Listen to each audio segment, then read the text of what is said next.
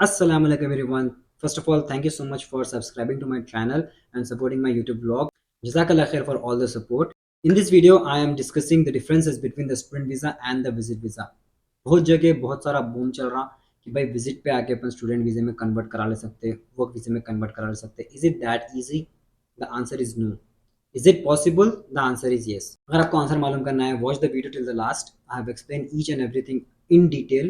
Before we dig into the topic, I want to share the process and procedure for student visa and the visit visa. Starting with the student visa, अगर आप student visa पे आ रहे हैं, आपका overall खर्चा आता $30,000. If I break it down, तो आपको IELTS का खर्चा आता $300. आपको पर semester college fees approximately $9,500 depending on the college and the province which you choose. अगर आप एसडीएस कैटेगरी में फाइल कर रहे हैं, यू हैव टू पे 1 year ऑफ फीस.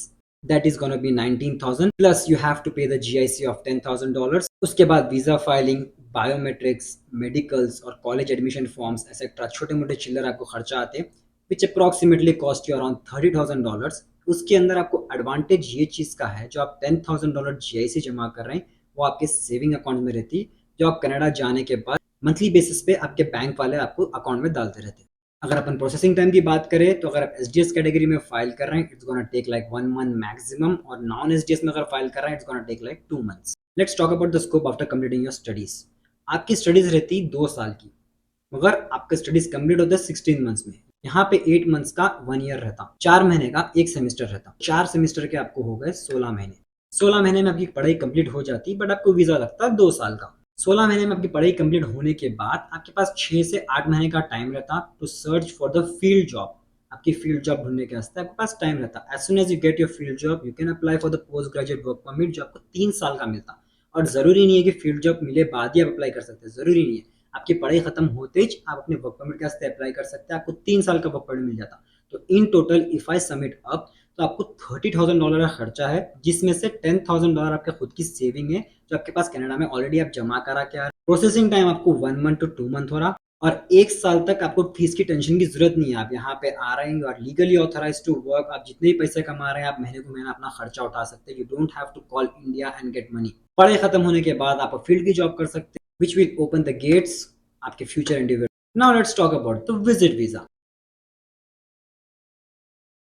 अब विजिट वीजा का मतलब क्या है? Visit visa is nothing but आपको कोई कंट्री विजिट वीजा दे रही कि आप कंट्री को आना, घूमना फिरना, चल जाना. अब जितने भी एजेंट्स अपने इंडिया में बैठे हुए, उन लोग को मिसकंसेप्ट है, उन लोग बच्चों को ही भटका दे रहे हैं कि भाई विजिट पे जाके आप स्टेटस चेंज करा लो. पॉसिबल है, बट इजीली है? नो, बहुत मुश्किल है. मेरा खुद का दोस्त है, उसको आके 1 साल हो गया, अभी तक उसका स्टेटस वही है, चेंज कराने में स्टूडेंट वीजा में. खर्चे की अगर अपन बात करें, अगर आप विजिट वीजा फाइल कर रहे हैं ऑन योर ओन, तो आपको मैक्स टू मैक्स 30,000 या फिर 35,000 इंडियन रुपीज होते हैं, 35,000 रुपए.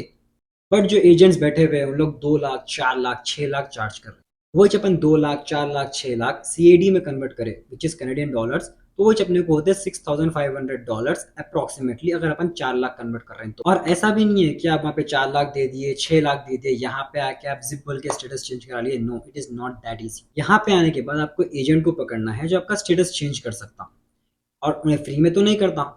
He will charge you around $2,000 to $4,000. अगर अपन बेर मिनिमम 2,000 का भी हिसाब रखे, $6,500 आप वहाँ पे इंडिया में दे रहे, यहाँ पे 2,000, विच इज अप्रोक्सीमेटली $8,500. और वो जो उन्हें 2,000 चार्ज कर रहा है, वो खाली आपका स्टेटस चेंज कराने के वास्ते ले रहा है, कॉलेज में एडमिशन दिलाने के वास्ते, स्टडी परमिट अप्लाई करने के वास्ते, उसके ले रहा उन्हें 2,000, उसकी प्रोसेसिंग फी ले रहा उन्हें.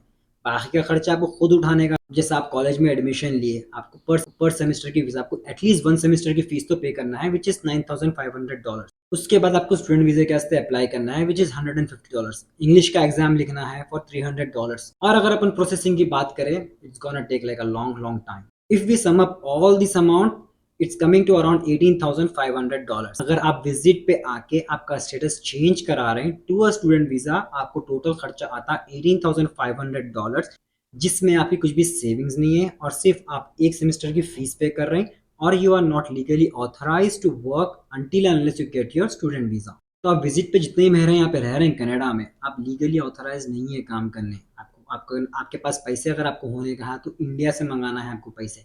यहाँ पे आप काम नहीं कर सकते लीग. तो जितना भी टाइम आपका प्रोसेसिंग चल रहा, वो टाइम पीरियड का आपको खर्चा उठाने का है. ओवरऑल अगर आपने समअप करा, तो आपको स्टूडेंट वीज़ा अगर आप अप्लाई कर रहे हैं from India, it's gonna cost you $30,000, जिसमें $10,000 आपकी जीआईसी आपके हाथ में है, आप ऑलरेडी यहाँ पे जमा कर दिए और आप 1 साल की फीस पे करके आ रहे हैं।